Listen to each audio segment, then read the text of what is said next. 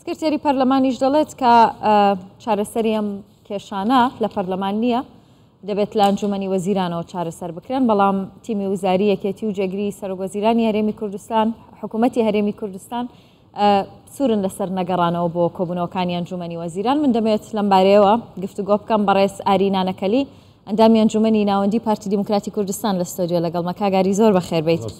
کاگاری، کێشە و ناکۆکیەکانی نێوانێکێتی و پارتی هێندە گەورەیە کاوە چارەسەر ناکرێن؟ سەرەتا زۆر سوپاسان دەکەم. ئەو کێشە و گرفتانەی کە ئەمڕۆ بەگشتی لەسەر تاسەری ناوچەکە و عێراق و هەرێمی کوردستانیش هەیە، لەسەر ئاستی دەولی و هەرێمایەتی و ناوخۆیی بوونی هەیە، و لەسەر ئاستی هەرێمی کوردستان ئەو کێشانەی کە وا باز دەکرێت لە مابینی لایەنە سیاسەکان بە تایبەتی پارتی و یەکێتی هێندە گەورە نین کە ڕێگە چارەی یان چارەسەری نەبیتن. بێگومان ڕێگە چارەسەری بۆچی چەق بەستووە تا ئێستا؟ ئایا پارتی ئێوە وەکو پارتی دیموکراتی کوردستان هیچ نەرمینواندنێکتان هەبووە بۆ ئەوەی کە کێشەکان چارەسەر ببن؟ لە دوای کۆنگرەی چاردەی پارتی دیموکراتی کوردستان شاندی پارتی دیموکراتی کوردستان سەردانی گشت هێزولانە سیاسیەکانی کرد، بە تایبەتی یەکێتی نیشتیمانی کوردستانیش، و بۆ پرسی پەیوەندی تونند و تۆڵی دووبارە و لەسەر ئاستی سەرکردایەتی و مەکتەبی سیاسی ئەم پەیوەندیانە هەم شاندی یەکێتی هەم شاندی پارتی یەکتریان بینی و لەسەر کۆی پرس تاوتۆیان کرد، و لەسەر ئاستی حکوومەتیش چەندین جار شاندی کوتلەی پارتی لە حکوومەتی هەرێمی کوردستان سەردانی کوتلەی یەکێتی کردیا، و لەسەر ئاستی هەڵبژاردن شاندی هەڵبژاردننی پارتی لەگەڵ شاندی هەڵبژاردننی یەکێتی دانیشتنیان کردیا. کۆمەڵک لێک تێگەیشتن هەیە، بەڵام ئەم بابەتانە تا ئێستا کە دەرەنجامی نەبوو. چی دۆخەکەی تێکدا کاگاری؟ ئەوەی کە دۆخەکەی تێکدا چی بوو؟ ئەوەی مەدەمە خۆ دڵی لێک تێگەیشتن هەبوو پێشتر، کەواتەوەی دۆخەکەی تێکدا چی بوو؟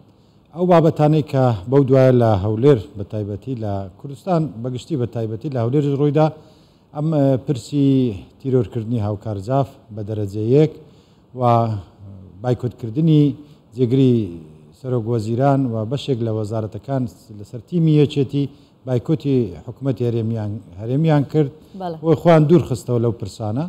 ئەم کێشانە تا ڕادەیەک کێشەی دروست کرد، بەڵام ئیدارە و حکومڕانی نەوەستا کارەکانی خۆیان بە بەردەوامی کرد.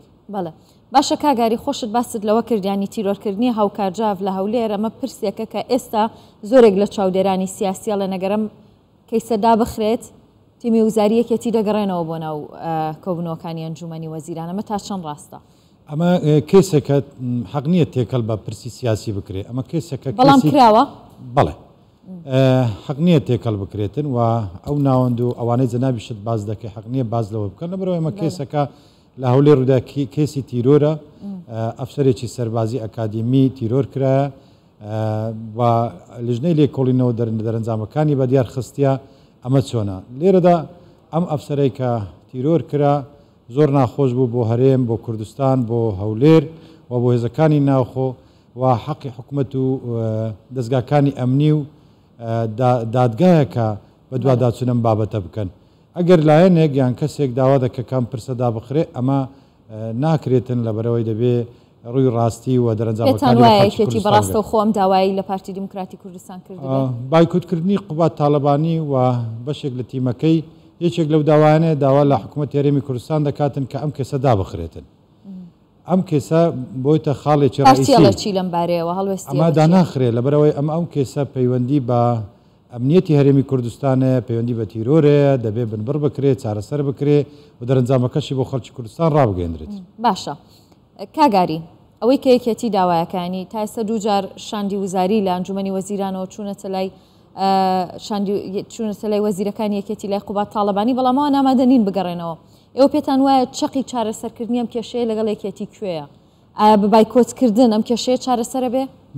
بە بایکۆتکردن چارەسەر ناکرێت، دەکرێت قوبات تاالبانی وەک جێگری سەرۆکوەزیرانی حکوومەتی هەرێمی کوردستان لەگەڵ تیمەکەی بێن لە کۆبوونەوەی ئەنجومەنی وەزیران دابنیشن، ئەو بابەتانی کە هەیەە باسی لێوە بکەن و ڕێگا چارەی بۆ بدۆزنەوە، نەک لە دووری حکوومەت و بە بایکۆتکردن داوای هەندێک مەرج و هەندێک بابەت بکەن کە نا هەرێم قبوڵی دەکەن، نا حکوومەت و نا ڕەنگە لایەنە سیاسەکانیش. بۆی ئەو پرسانەی کە ئەوان وەکو بەهانە باسی دەکەن و بابەتانە هەمووی بابەتی ئەوەن کە دەکرێت لە کۆبنەوەی ئەنجومەنی وەزیران چارەسەر بکرێت بە شەشی پەیوەندی بە یاساوەیە بە شەشی پەیوەندی بە ئیدارەوەیە.